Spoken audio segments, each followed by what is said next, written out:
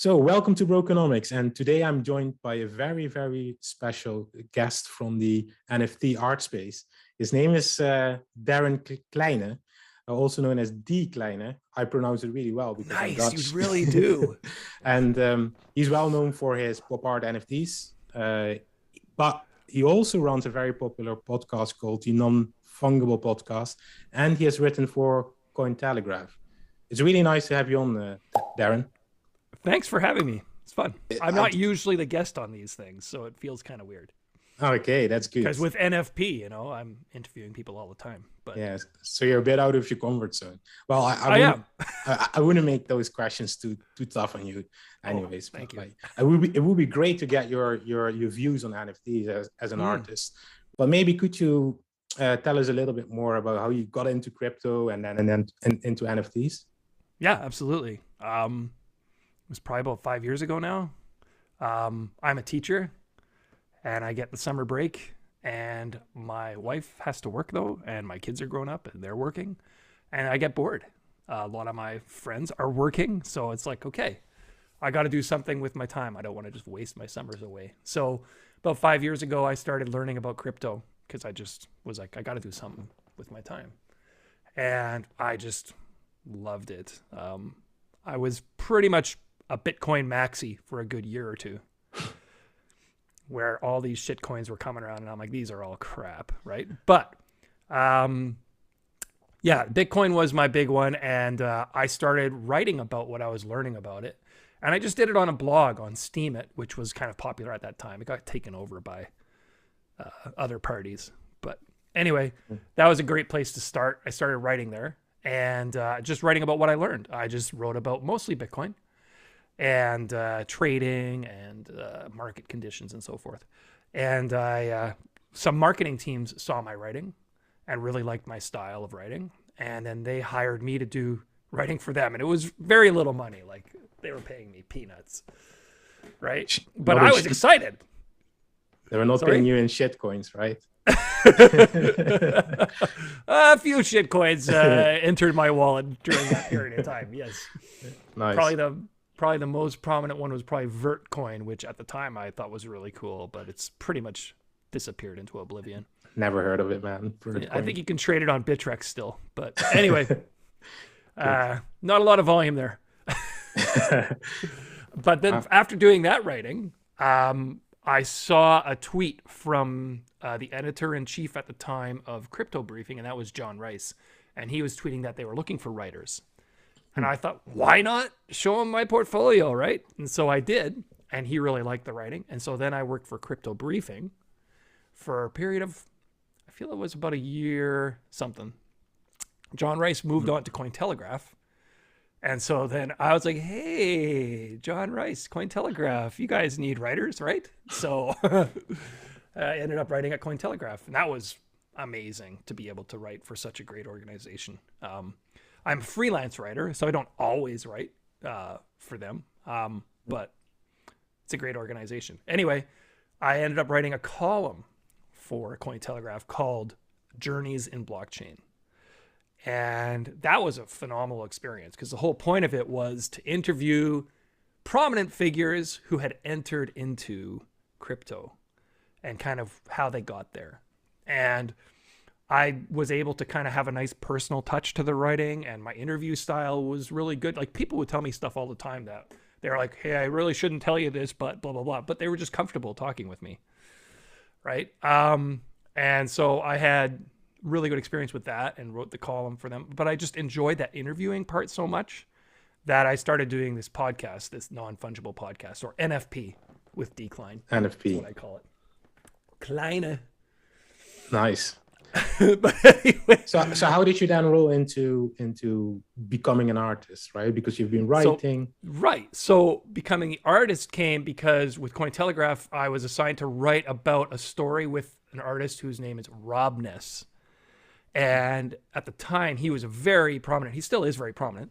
But at the time, he was kind of on the cutting edge of crypto art because of the trash art movement, which was all a protest and kind of a native to crypto art movement. Probably the first native to crypto art movement.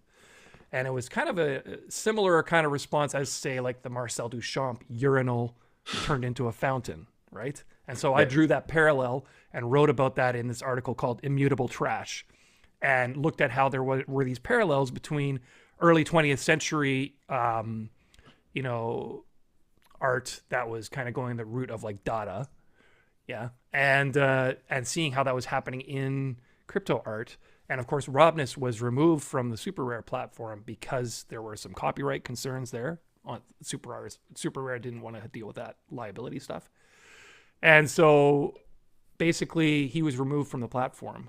But through that, I learned about NFTs. I went to Super Rare, and I was like, "This is so freaking cool." And before that, I always just thought NFTs were just like CryptoKitties and CryptoPunks and those sorts of things. I didn't realize there was this whole fine art world to it. So that really captured my interest. And within a week or two of that interview with Robness, I messaged him and said, hey, like I'm obsessed with this. I can't get it out of my mind. I've got to create some kind of NFT art, but I have no idea what I'm doing. Can I write like a haiku style poem that might inspire you to do something visual? And he was all for it. And so then we created a piece called Face on Mars, where I wrote kind of the haiku and told him like kind of the meaning behind it and so forth. And then he created the visual side of it. And so then that was my first NFT, right? It was a collaboration with Robness, which was a huge honor to do, like for your first NFT to do one with someone of such prominence. And he's a great guy. Was, you know, obviously a big deal for me. Yeah, that's nice. I mean, if you can collaborate with someone and get in the space in that way, that's collaborating is a hugely useful way to get yourself connected with other artists. Absolutely. Great. So what do you think the impact of NFTs on the art space is like? Is it, because now NFTs it's really a booming thing today. Like it's well, I was just talking with an artist the other day who was complaining about the commissions in New York galleries, 60%. So if you're an artist and you sell artwork for $1,000, you're getting $400 from that. That's crazy. I didn't know that. Yeah. Wow. Okay. And you look at, say, if you mint an NFT on OpenSea, and let's say you're an artist who is already well known. Yeah. All right. And then you go to mint NFTs on OpenSea. They're charging a 2.5% commission. That seems more fair, right? So on $1,000 sale, I'm paying $25. Yeah. Okay. Like, do the math. I mean, get real. Yeah. Right. Yeah. So if you have someone who is already a successful artist in their own right, like say somebody like Noah Becker is a perfect example. Okay. Yeah. This is a person, a fantastic artist. He's been in the art scene for years, world renowned in galleries all over the place. Fantastic guy. I've had him on my show a couple of times, actually. Okay. He gets into the NFTs and it's like this whole world is opened up to these artists where there's nobody in between them and the collectors. There's nobody in between. It's straight from the artist to the collector. And galleries, I'm telling you, galleries are going to have to adjust. Yeah. They need to adjust because they're going to go the way of the dinosaur. Yeah. Within 5 years, I feel, if they just stay the way they are. So it's really more decentralized then in a sense, right? For artists to be online producing NFTs versus in the real world. You still have curated platforms. For example, I'm on Known Origin and I'm honored to be on that platform. So there are platforms that are curated. Yeah. All right. So you could argue there are gatekeepers there, but I also sell stuff on OpenSea and Rarible regularly. There's no gatekeeper there. I just mint it. Somebody can buy it. There's nobody in between. And I'm paying like 2.5% commission. Yeah. Apart from the price there, right? The commission part, like what are other benefits? Like in my mind, it's like I can buy your piece of art right now, even though we're not in the same location, right? It's physical art. It's not possible. But then also, recently we covered a project called Koi Network, and they have a platform called Koi Rocks, where you can basically share your NFTs. You get paid for the attention that it gets. It's awesome. Yeah. Like that's not something that's possible in the real world, right? So that must have a big impact on the art space as well, because what will be the reasons to have, physical art for artists? People will always like physical art, right? But sure, I think there's a lot of benefits for the digitalization of these pieces. Mm-hmm. Well, and again, the NFT, like a lot of people say, I don't see the value in an NFT. It's the closest comparison I can make is, okay, when you mint an NFT, I'm signing it. What I'm doing is I'm logged into my wallet, and only I have access to that particular address. Okay. And so when I mint that NFT, the image gets uploaded. Now on Koei, it actually gets stored on chain, which is great because that means it can be moved around from chain to chain. And it's actually the image itself that is minted on chain. Most of these organizations, instead, what they do is they upload the image to IPFS, the Interplanetary File System. But anyway, the token then points to that. So the token is essentially me signing that artwork. Yeah. Right? So you can take, say, for example, an artwork, say, by Andy Warhol, okay? And you can make a replica of it. And the replicas nowadays of Andy Warhol, I've talked to some people like Sasha Bailey, they're indiscernible from the original. You cannot tell the difference. Even experts can't. Okay? But a replica has no value. Yeah. Okay? The original has value because it was actually hand created by Andy Warhol. So that digital signature to me is similar to that idea, right? Yeah, you can have a perfect copy, yeah, but it doesn't have value unless it's authenticated. Exactly. The way I see it is you can make pictures of everything, right? It doesn't mean you've got the real original one, right? So you can go into a museum and make pictures out of, of every art piece that is there. You just have replicas, and that's the same way I see it on the blockchain. However, now we have a way to, in the digital space, prove that you've got the original file, right? And before we didn't have that because everything was fungible, basically. So, it was a copy. You couldn't distinguish a copy from a non-copy, and now you can with this blockchain technology, which is great. Yep. What is one of your recent works that you've sold? Today I sold LeBron James. Piece. LeBron James. It was a pop art kind of version of LeBron. Wow. And it's just a one of one unknown origin. I tried their auction system. Nice. And it's fun. I mean, the original bidder got it. There was no bidding war. All right. Yeah. I wasn't there. No, lately I've been selling a lot of these. I call them cube pop because they're inspired by a mix of cubism and pop art. And the cubism element is that I distort the faces somewhat. But I still, even though they're kind of distorted and in some ways almost like grotesque, like they've got bulging eyes, I still try to make them beautiful. And that's kind of been my theme in all of my work. I've always gone the route of taking something and distorting it and corrupting it in some way, like even way back to my zombies, but then still making them visually appealing. That's been my goal. Wow. Cool. Where do you think this whole like evolution of NFTs is going to? Because it goes very fast. All these new platforms are popping up. There are new blockchains that are adopting NFTs, or you're able to create NFTs on different types of blockchains. What is the end goal here? Do you have like some kind of idea where it's going to? Well, I would say that, NFT like art and collectibles, those are the first, say, killer apps for like platforms like Ethereum. Like prior to that, you'd have Ethereum and people would say, oh, it can do this, it can do this, it can do this. It's like, but why would you use it for that? It was almost finding a solution to a problem that didn't exist, right? And when NFTs came along as a form of art and as a form of collectible, that kind of was like, okay, I can see this being useful for this. And that's what got a lot of people into it, right? Including people in the mainstream.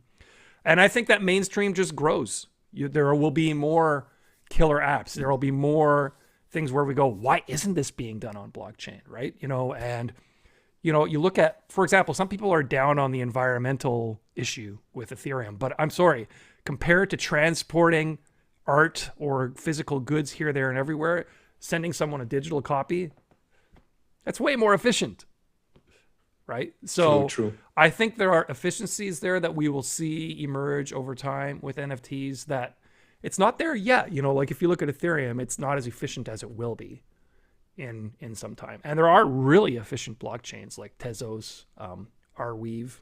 You have the Koi system is very efficient already, right? Yeah. So I see it coming to a point where it's more of a Web3 experience where you don't have those in-between people as much. You have less of the gatekeeping, you have less of the middleman, and you have more direct from the creator to the consumer purchasing going on. What I'm always wondering is, like, you know, when I navigate this NFT space, I see a lot of avatar meme type of projects rising up. You know, all kinds of replicas on Board Child 8 Club or Cyberpunks or whatever. And on the other hand, you have like known artists that are, you know, entering the space. Will at some point, like at the moment, like, you know, there's no some like JPEG files are worth more than real art. Will that at some point kind of flip, and, you know, will the market become more mature where, you know, art is seen as art and other digital assets are more seen as, you know, less artified assets? Because it looks to me now that a lot of these, you know, avatar type of digital assets are seen almost as art, right? Even though it's like a pixelated version of whatever it is. Do you have any view on that? I think it's all art. It's all art. Okay. It's all art. It's different forms of art. Yeah.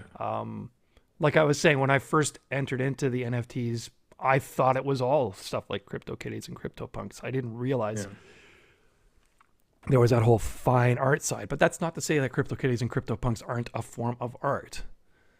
So to me, I think it just over the course of time becomes broader. And, you know, like when you look at other forms of art outside of crypto art, you know, we do tend to categorize them. Just it's a way that we organize things in our brains, right? But they're art. I mean, when you're watching a movie on Netflix, that's a form of art, right? Yeah. When you're looking at a poster on a billboard when you're driving down the highway, that's art. You know, sometimes the art has different purposes. Sometimes the art is for the purpose of getting you to buy something, right? But the reality is we don't recognize necessarily sometimes how important art is in our lives. You know, like people tend to think, you know, why do we spend all that money on those things? But we all are drawn to arts and entertainment. Is there a bigger industry? You know, So do you see art as entertainment, basically a form of entertainment? I don't think you can separate them. Yeah. Okay. It's expression, creative expression. Is there any artwork you're very proud of, Darren? There is one I am very proud of that has not yet sold, which annoys me, but that's okay. That's okay. I see it. Maybe nobody else does, and that's okay. It was a piece I made about a year ago. It's a couple shopping in a mall. It's called Back to Normal in the Mall of America. Yeah. Back to Normal in the Mall of America. And it's a couple shopping in the mall. And what I did is I looked up some pictures of the Mall of America, and then I drew out the Mall of America in the background. And in these original photos, they were filled with crowds, okay? Packed. The mall is packed with people. And what I did is I pixel destroyed all of the people. Wow. So I just went through and broke them all to the point that it just looks like pixels. You can't see that there's actually people there. And I replaced it with just three like groups of people. Like there's a couple on the escalator, like a mother with a child. There's another couple in the background, and then the more prominent couple. But they're all wearing like spacesuits. Okay, so they're in the mall shopping, but it's ridiculous. Like they're wearing the big bubble spacesuit top, and the joke being, this is gonna be normal. Like, yeah. Well, like this story that you're telling about the NFT, right? Like if I would go to, where is it on Known Origin? And that piece is on OpenSea in Okay. my DKLEINE collection. DKLEINE collection. So if I go there and I see that, I don't even say Kleine. It's my name, but I say Kleine. Yeah, Kleine collection. If I go there on OpenSea, I see that piece of art. I don't know the backstory, right? So I think that's fair. This backstory is really, really great. Like, do you think there's still something to fill in NFTs to, for instance, tell this, story? Or is a lot of artists do it in their descriptions. Yeah, okay. I tend to refrain from it because I prefer the person who's buying it to kind of have their own thoughts about it. I mean, I'm telling you my thoughts about it now. Yeah. But I like the idea because a lot of my work kind of tries to go into that melancholy but beautiful kind of area, like dealing with darkness, dealing with like zombies, death, but also in a way that there's something restorative about it. So I kind of like people to look at it and get their own vibes from it. I mean, clearly when you look at it and it's called Back to Normal in the Mall of America, and then you see the picture and it's got kind of this 50s retro style to it. It's kind of ridiculous, right? Like you look at that and go, that's normal, right? So, but then Darren, a lot of our viewers might be wondering, how as an artist do you get a piece of artwork in the right format on the blockchain? So how do you go from A till Z creating a piece of art? Because you just told me the story about how you took pixel people out and stuff. Mm-hmm. Does this all happen digitally, or do you start in the physical world and then transform? Some artists start physical. I found I was an art teacher, and so I did physical art for years, but teaching it, I kind of lost my own drive to create it because I was teaching it.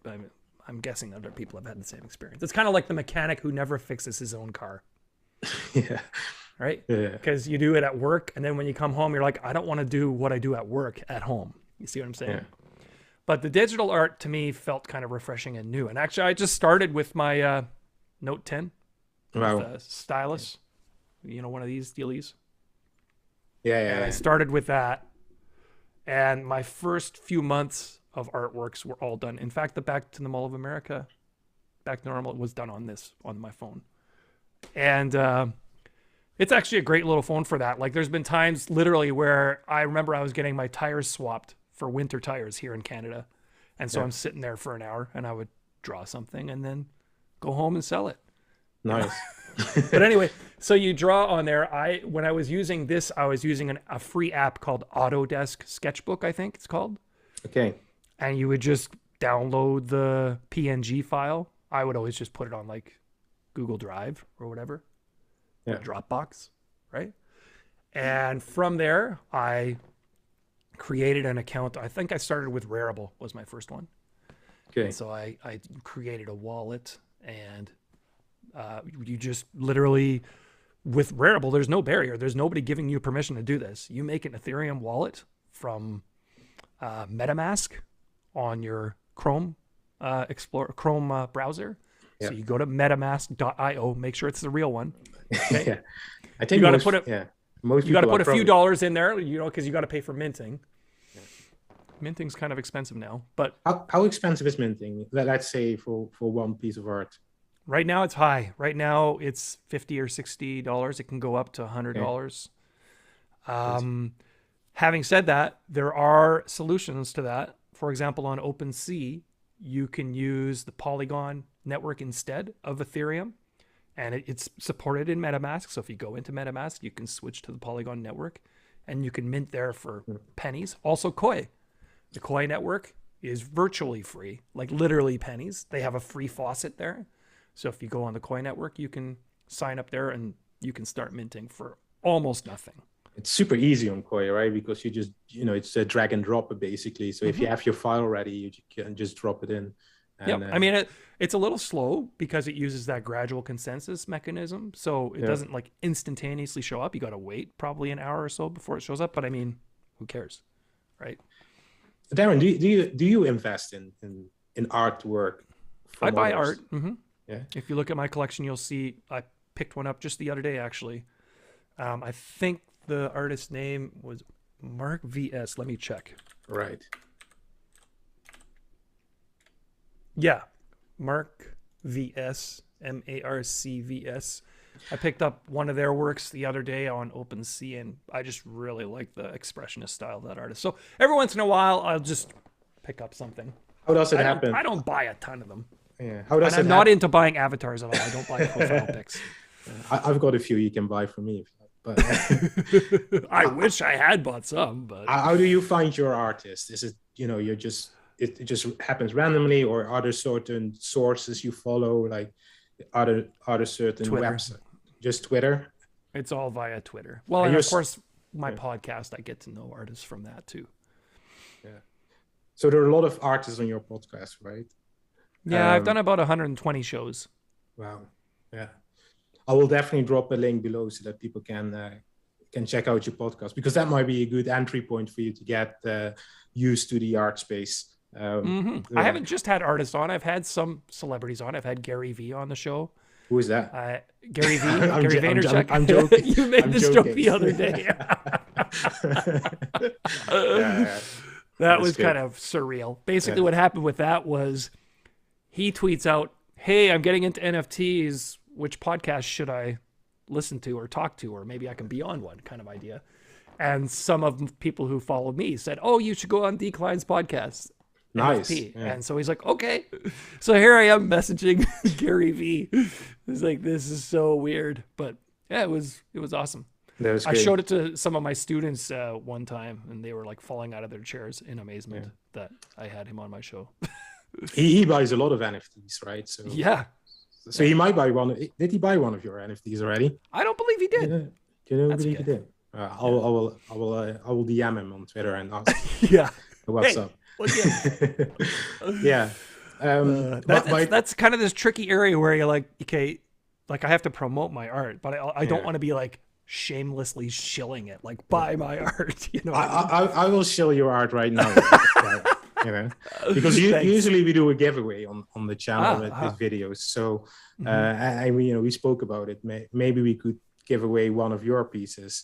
And I think you struggled a little bit with it. Should I give away one of my pieces? And I'll explain the struggle. Yeah, the struggle is I don't want to give away something that someone else paid good money for. Yeah. It to me feels unfair to that buyer. Yeah. But the giveaway I'm doing is one that I just minted, and I'll give away one of them. There are 10. And since none have been bought, I don't feel like there's a problem there, right? Great. Yeah. So that's great. So if you want to have a chance of winning this NFT, just, subscribe to the channel if you haven't subscribed yet. And make sure to follow DKLEINE on Twitter. And it's @_DKLEINE. DKLEINE on Twitter. And when we @DKLEINE was already taken. Oh, okay. And so you got to get the underscore in there, or else you won't find me. Right. I will leave a link below the video. Sure. If you go to my Linktree, DKLEINE Linktree, you can find everything there. Yeah. That's the easiest way. So when we reach 100 subscribers with this video, we will give it away to a random person that commented below, subscribed, and followed DKLEINE on Twitter. I might actually buy one. I looked at it the other day and I actually liked it. It was like, you could buy 9 if you wanted to. That's my shameless shill there. Yeah. You might never know. I mean, I might buy 10. I might buy 10 and you can't give away any. Yeah. I had it with the previous one because these ones are called beauty mode. And what I do is I take zombies, but the joke is that I make them look like beautiful, like they're like posing for a selfie, where your camera has that beautification mode on it. Yeah. And so I did beauty mode 2 was popular. I did it as a set of 10. And I was just after 𝐵𝐸 𝐯𝐵𝐸 was on my podcast. 𝐵𝐸 𝐯𝐵𝐸's a tremendous artist, phenomenal artist. And he really liked it. So then he bought it and he tweeted it out. And then they were just all sold within a day. Oh, that's crazy. Yeah, sometimes it's just about that, right? Who tweets about it. Mm-hmm. It's a big part of it. Yeah.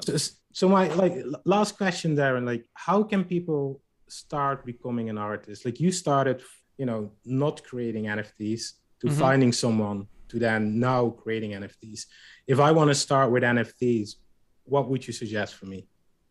First of all, I'd say you have to love doing it. You have to love creating the art, because if you're just doing it for money, but you don't love doing it, it's not going to happen. Sorry. Yeah. Because it takes a ton of work. I mean, I enjoy it. It doesn't feel like work, but I'm making stuff daily. I work on it for hours. But with that as well, you got to get connected to people. The best place I found to start with that was a place called the Art Gallery Auction House on Telegram. Okay. And that's a really great place to get to know other artists. And you can eventually, when you're ready, you can put your stuff up for auction there. But I would start with just creating pieces and minting them on a relatively cheap platform. Something like Koi would be good to start. OpenSea on Polygon would be good to start. 𝐃𝐊𝐋𝐄𝐬𝐿 with Tezos is a good place to start. Although I found it's not as popular now as it was. Okay. I think OpenSea and Koi are probably the best starting points. Yeah, I agree. I dropped one on Koi because it was so easy to do. Mm-hmm. Yeah. Koi is a good place to start. And Koi it's just in beta, so it's kind of fun to be there in those early stages, right? Yeah. It's messy, it's clunky, and that's normal. Yeah. Right? So you got to be prepared for that. But I would just start creating the work and uploading it to one of those platforms. And you know what?